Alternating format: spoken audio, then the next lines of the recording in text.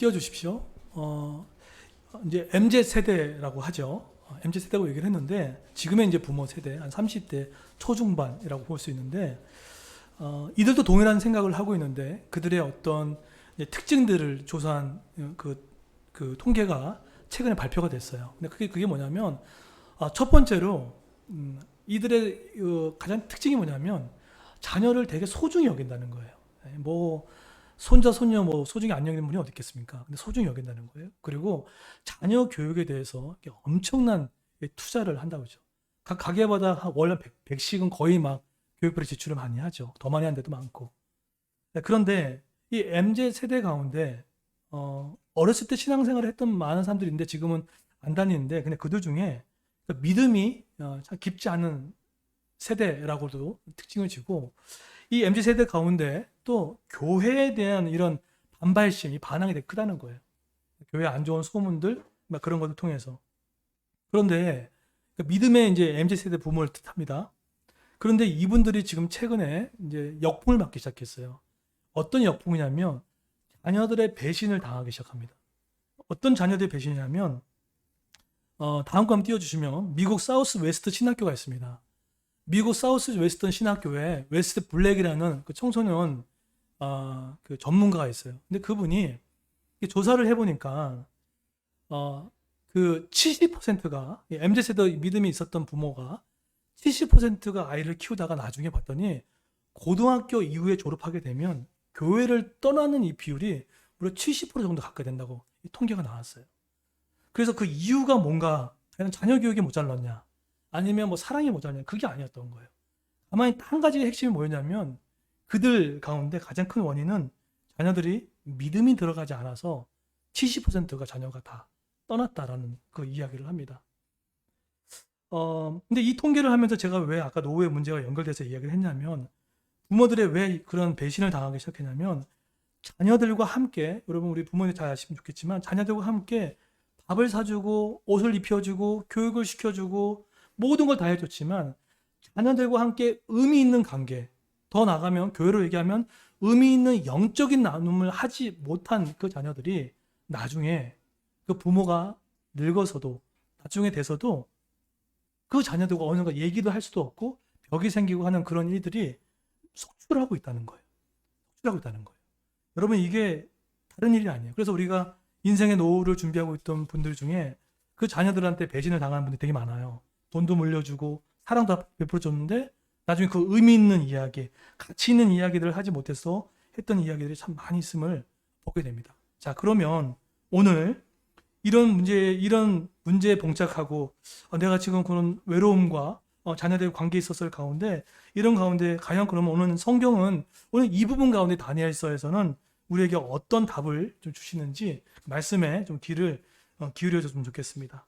오늘 다음 PPT 보시게 되면 오늘 여러분이 잘 아시는 다니엘이 나옵니다. 저희 휘성이의 이름이 휘성이거든요. 별처럼 빛난다 해서 많은 다사람들을 옳은 데 이끄는 자는 별처럼 빛난다라고 해서 말씀을 이 다니엘서의 말씀에서 떠왔어요. 네, 그래서 이제 그 얘기를 원하는데 오늘 다니엘의 이야기입니다. 근데 오늘 다니엘은 정말 우리에게 중요한 어떤 큰 기본기를 얘기를 해줘요. 어떤 기본 얘기를 두 가지를 하는데 첫 번째는 세상에서 하나님께서 원하시는 신앙인의 모습이 무엇인지를 다니엘서에서 볼 수 있어요. 그리고 두 번째는 세상에서 어떻게 신앙인으로 대처할 것인가에 대한 것의 두 가지를 오늘 잘 얘기해 주는 게 바로 오늘 다니엘서입니다. 여러분 다니엘은 정권이 3번 바뀌었을 때 바뀌었음에도 불구하고 계속 끊임없이 2인자 자리에 있었던 사람이죠. 아마 우리나라로 친다면 중국 예전에 그 누구죠? 김하중 대사가 그랬죠. 거의 한중 수교 이후부터 한 10년 넘게 계속해서 한중 대사를 했던 사람이 바로 김하중 대사님인데 그분도 마찬가지죠. 그분도 청와대에서 가장 유명했죠. 사바사바 안 하고 뇌물 안 주고 정직하게 했던 공무원 중에 한 명이 바로 그 김하중 대사님이었는데 마찬가지입니다. 다니엘서는 오늘 신앙의 기본기를 잘 말해주고 두 가지 모습 어떻게 할 것인지에 대한 얘기를 하고 있습니다. 자, 그러면 오늘 다니엘의 배경이 되는 것에 대해서 제가 한번 여쭤보게요. 다니엘이 언제 바벨론의 포로에 끌려갔습니까? 오늘 다니엘은 바벨론 침공 전에 여호야김 시기 때 포로로 다니엘과 세 친구가 이제 끌려 가게 됩니다.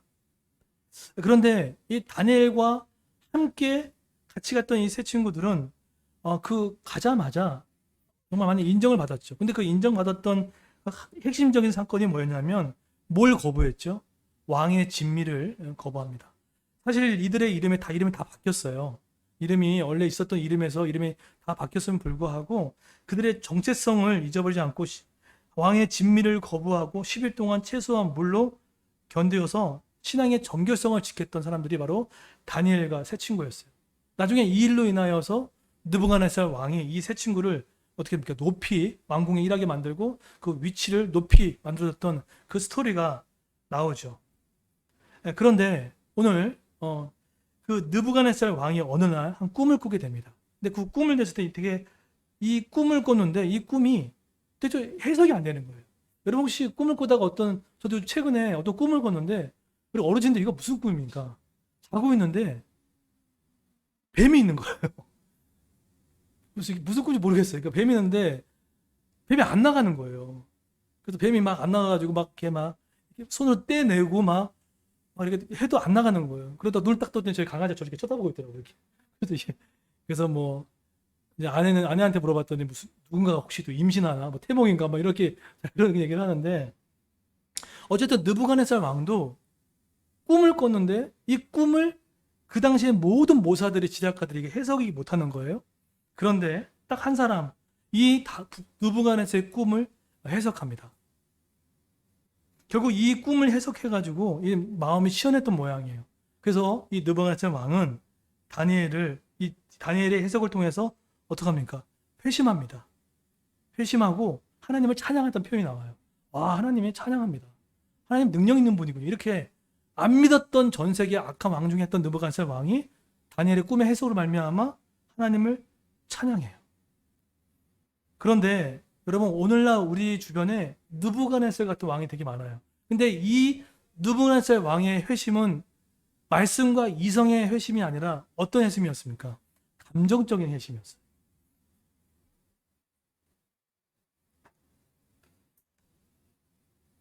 이 감정적인 회심을 통해서 나중에 느부갓네살이 오늘 3장에서 완전히 싹 바뀝니다.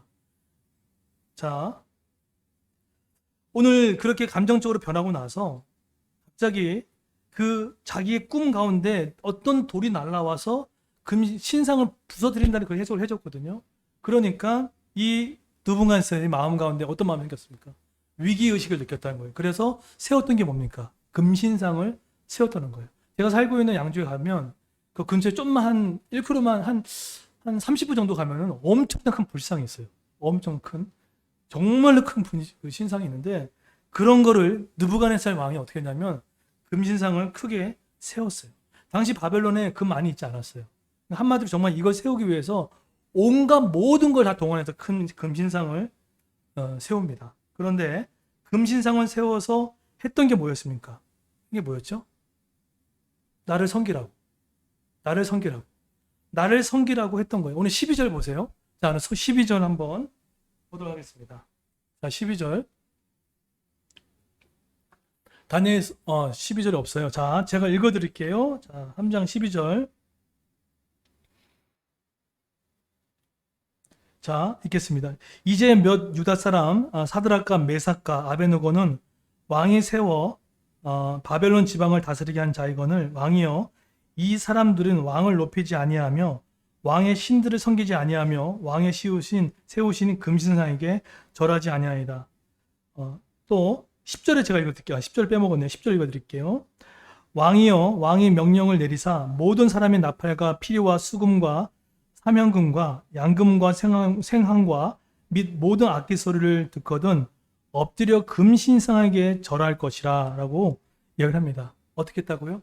금신상을 세워서 모든 사람들에게 다 정하라고 해요. 자, 그럼 여쭤볼게요. 왜 느부갓네살이 금신상을 세웠을까요?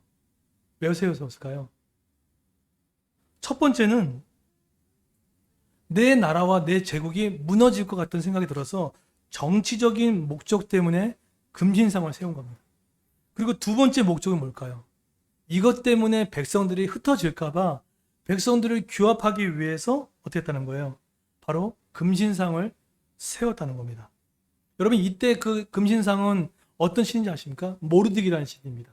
바벨론 신었던 그때 섬겼던 신은 모르드기라는 그 신을 섬기고 하면서 백성을 규합하는 일들이 생기죠. 자, 그런데 여러분 이때 15절 보게 되면 이때 얼마나 그게 위력이 대단했냐면 오늘 보시게 되면 15절에 보면은 수금과 사명과 앙금과 생황 및 모든 악기 소리를 지금 뭐 한다고 하죠? 들을 때 모든 악기 소리라고 했다는 거예요. 자, 여기서 그러면 모든 악기가 뭘까요? 15절에 가만히 보세요. 모든 악기가 뭘까요? 여기서 이 모든 악기는 지금 바벨론만 사용되는 악기가 아닙니다. 이때 모든 악기는 전 세계의 피조물 국가에서 모두 쟁취했던 것들, 그런 모든 악기를 다 동원해 가지고 신성 제막식에 사용했다는 거예요. 그 정치적인 권력과 목적 때문에 음악을 사용했던 한 그 유명한 그 지도자 한 명 누구 있었습니까? 악한 지도자, 네, 히틀러였습니다. 히틀러가 많은 사람들 중에 그 자신의 권력을 휘두르기 위해서 어떻게 합니까? 음악을 사용해 가지고 사람들의 마음을 선동시키고 했던 그 유명한 사람들이 바로 히틀러였어요. 선동가였죠. 여러분 교회가 망하는 이유 하나 알려드릴까요?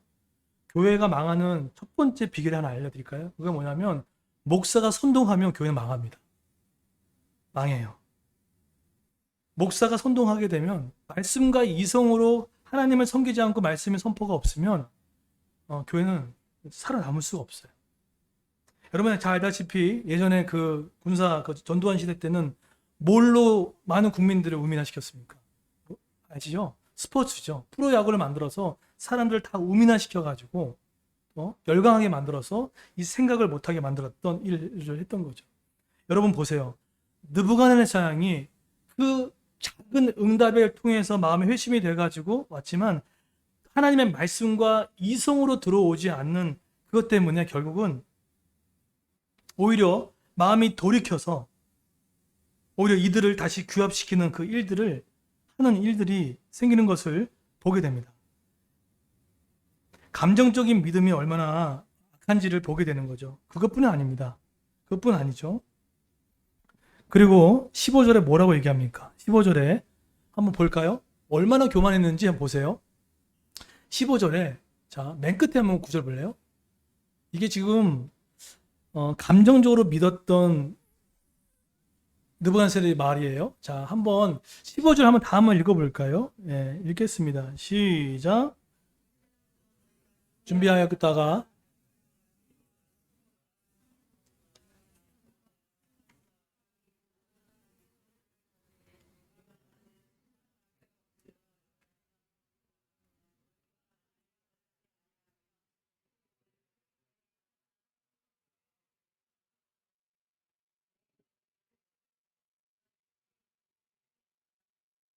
네.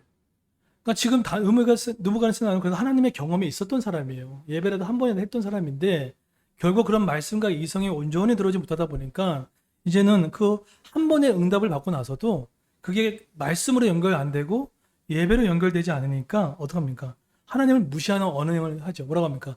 능히 너희를 내 손에서 건져낼 자 신이 누구냐라고 하면서 하나님을 먼저 무시하고 또 멸시하는 모습으로 나타내는 그 모습을 오늘 보게 됩니다.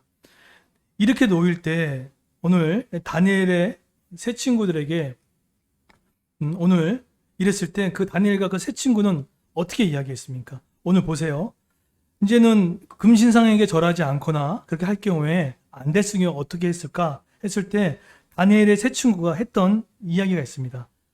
여러분 세상을 살다 보면은 다니엘과 세 친구처럼 이렇게 우리의 믿음을 자꾸 어긋나게 만들고 또 우리를 공격하는 많은 분이 있을 때 오늘 이 16절 한번 보세요. 뭐라고 어떻게 합니까? 자, 한번 읽어볼까요? 직장에서 이렇게 놓여 있을 때 우리가 대처할 부분들 16절 한번 읽어볼게요. 시작.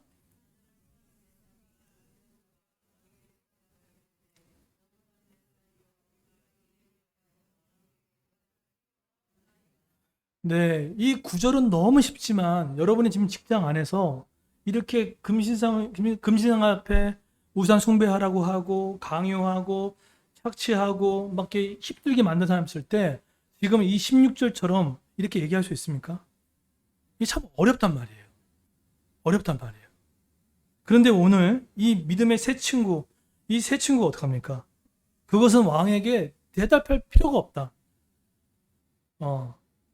그렇게 나가는 거죠.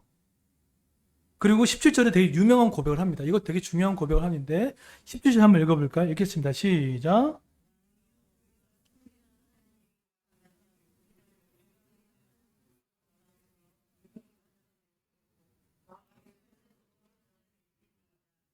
네. 어떻게 합니까?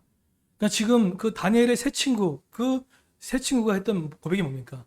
풀문불 가운데, 여러분 풀문불은 뭐냐면 금속이나 또 어떤 벽돌을 이렇게 녹아내는 하는데 아주 뜨거운 그런 용광로 같은 부분인데 거기에 넣겠다는 거예요. 그런데 뭐라고 하죠? 믿음을 선포합니다. 하나님 반드시 건져내실 것이다. 그리고 어떻게 한다고요? 그리고 그리 아니하실지라도 나는 신들을 섬기지 않겠다라고 이야기를 해요.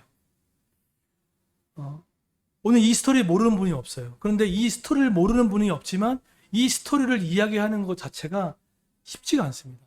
최근에 제가 봤던 영상 중에 윤은정이라는 어떤 정신과 어떤 의사 한 분이 그런 이야기를 합니다. 요즘에 그 믿는 분들 중에 우울증이 너무 많이 일어나가지고 또 목회자 중에도 우울증이 너무 많이 일어나가지고 상담을 오는 분들이 성도들이 엄청 많아졌다는 거예요.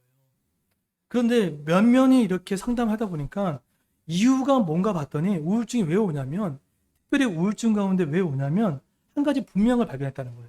그건 뭐냐면 말씀은 너무 높아 보이는데 내 현실은 너무나 여기 있는데 이 간극이 너무 크다 보니까 이것이 너무나 괴로워서 했던 믿음에 이제 믿는 사람들 중에 우울증이 너무 많이 있었다라고 그 이야기를 하더라고요. 간극이죠. 이 간극 때문에.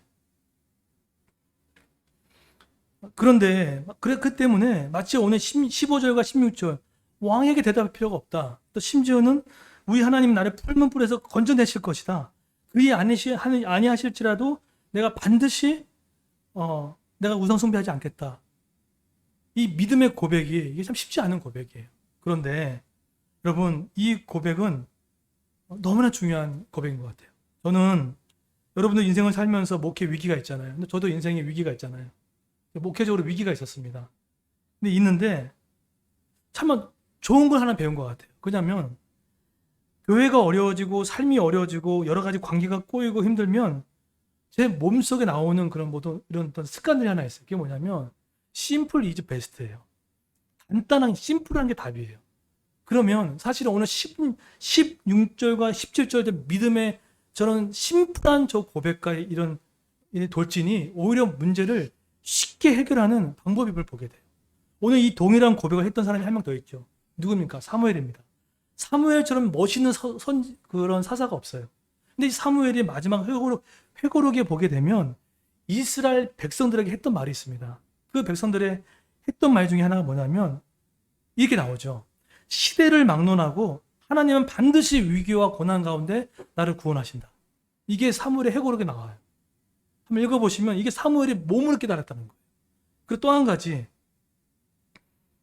하나님은 우리가 아무리 죄가 있을지라도 하나님 우리 반드시 우리를 사랑하시고 이끌으신다.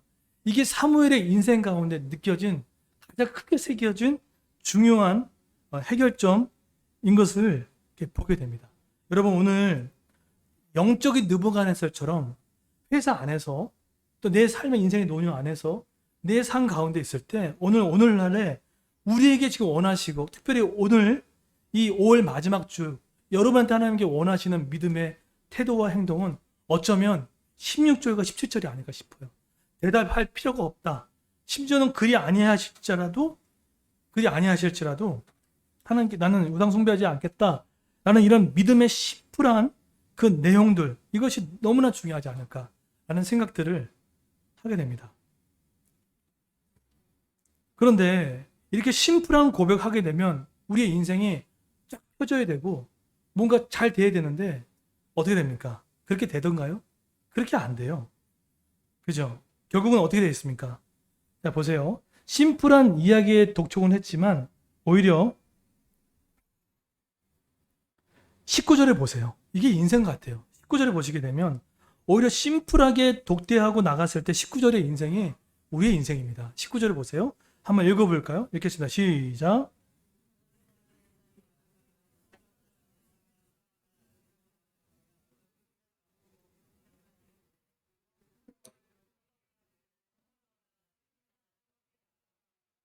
네. 아니, 목사님, 심플한 게 답이라며요.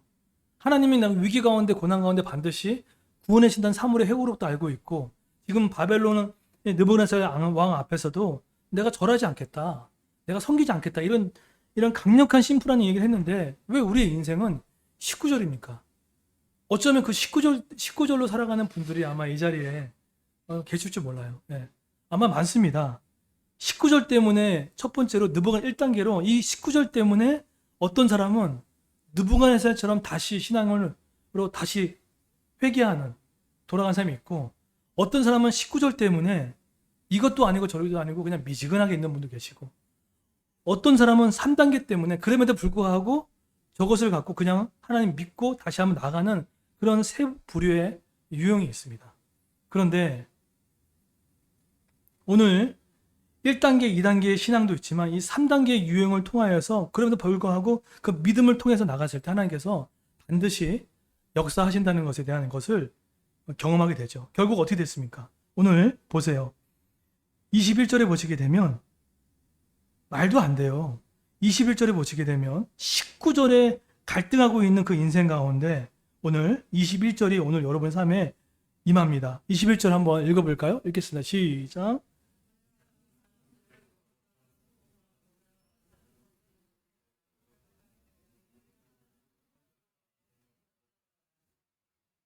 네, 풀무불에 오히려 더 던져지는 일이 생기고 하다 봅니다. 그런데 오늘 25절에 보시면 제가 읽을게요. 25절 한번 다시 한번 읽어볼까요? 25절 읽겠습니다. 시작. 25절 시작. 왕이 또 말하여 이르되 내가 보니 결박되지 아니한 네 사람이 불 가운데 다니는데 상하지도 아니하였고 그 넷째 모양은 신들의 아들과 같도다 하고, 우리가 믿음의 심플함을 갖고 인생을 살다 보면 답이 딱 떨어지면 좋으련만 그렇지 않고 19절처럼 오히려 풀문불처럼 더 뜨거워지고 더 안 풀리는 것을 경험할 때가 있어요. 그런데 그 경험에 있을 때 오히려 더 뜨거워지고 뜨거워지는 이상 가운데 하나님의 그 믿음을 보시고 나갔을 때 주시는 은혜가 뭡니까? 그 다니엘의 세 친구, 그 세 친구 가운데 누가 있었다는 거예요? 바로 예수 그리스도가 그 풀무불 가운데 함께 있었음을 보게 됩니다. 하나님이 그 믿음 가운데 역사하십니다. 이번에 우리 찐찐데이를 준비했죠. 준비를 했는데 오늘 준비하면서 뭐 여러 가지 제가 어떻게 적어봤어요. 20가지 이상 하나님이 교회 가운데 저희 가운데 많은 응답을 주셨어요. 첫 번째로 이렇게 하는데 정말 안 오면 어떡하나 이런 생각하고 있다가 믿음이 막 흔들 때가 있었어요. 그런데 금요일 날이에요. 금요일 날 삼일교회에서 그 권사님 한 분 계십니다. 그분은 이제 우리 교회에 또 후원도 하시고 기도하고 있는데 아내한테 톡이 온 거예요. 이게 뭐냐면 제가 좀 여러 가지로 이렇게 여러분이 영적인 싸움 하게 되면은 마음이 막 뒤틀릴 때가 많이 있거든요. 정말. 그런데 전화가 와서 문자가 왔어요. 문자가 와서 어떤 거냐면 목사님 했던 기도 제목 말고요. 새로운 기도 제목 보내달라고. 지금 교회가 함께 기도하겠다고. 부탁하지도 않았어요. 그런데 그분은 어쨌든 그 팀이 있단 말이에요. 그러면 그분의 팀들은 중보기도 팀입니다. 시간을 정해놓고 교회가 계속 돌아가도록 중보하는 그 팀들이에요. 근데 그런 기도를 해주겠다고 하는데 하나님께서 오히려 진짜 아무것도 이 일에 집중해 나가서 하나님이 이 도움는 손길을 보내시고 계시는구나 라는 것을 하나 경험하게 돼요. 그뿐이겠습니까? 이것뿐만 아니라 이번에 우리 준비하면서 우리 그레스교회 성도들 단톡폼 보시면 알겠지만 거의 모든 어린 아이들이 함께 하나님의 나라를 기뻐하면서 다 동참하고 섬겼던 거. 여러분 이건 저는 부흥이라고 봅니다. 사람이 많이 와서 부흥이 아니에요.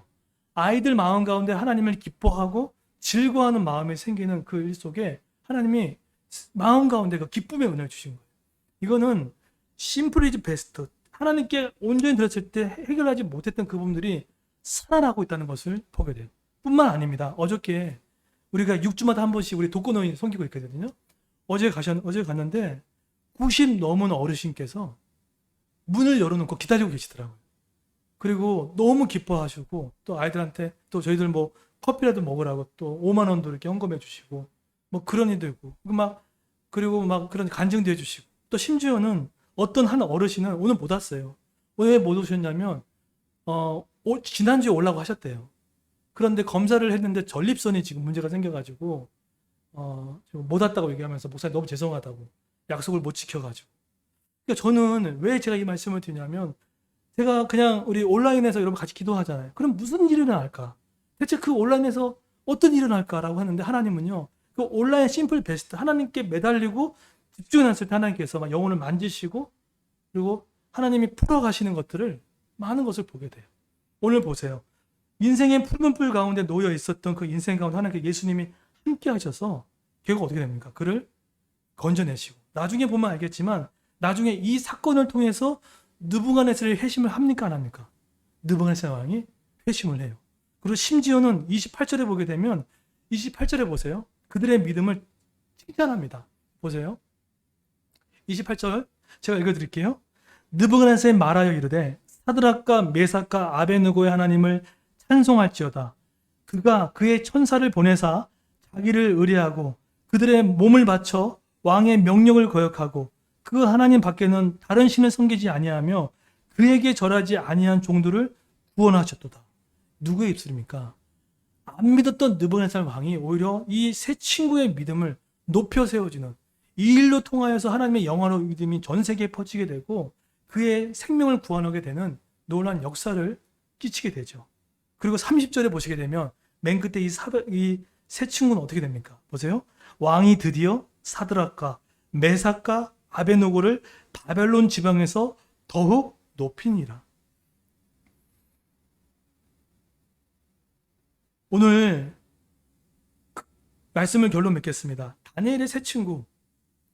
오늘 이 모두가 다 알고 있는 이 스토리 가운데 과연 세 친구 가운데 이 세 친구를 통하여서 다시 한번 우리 기억하는 것은 이렇게 믿음을 서로 격려하고 서로 마음을 나눌 수 있고 그런 영적인 그런 우리의 삶이 있는가 다시 한번 보게 돼요. 혼자 절대 신앙생활 못합니다. 혼자 풀무불을 이겨낼 수 없습니다. 여러분이 이렇게 함께 예배하고 온라인에서 줌에서도 만나고 또 얘기를 나누고 서로 섬기는 이 부분에 이런 공동체를 통해서 믿음을 이겨나는 것을 보게 돼요. 여러분 오늘 다시 한번 이 세 친구의 믿음의 공동체를 통해서 하나님이 함께 하셨던 것처럼 여러분 홀로 믿지 마시고 또 혼자 믿지 마시고 함께 해나가고 또 가장 풀무불 같은 어려움이 있을 때 느부갓네살처럼 우리 강요하는 세상에 놓여 있을 때 다시 한번 우리의 믿음이 심플했으면 좋겠어요. 그리 아니하실지라도 다시 한번 주님을 의지하며 나가는 저 여러분 되기를 예수 이름으로 축원드리겠습니다. 네. 이제 다 같이 한번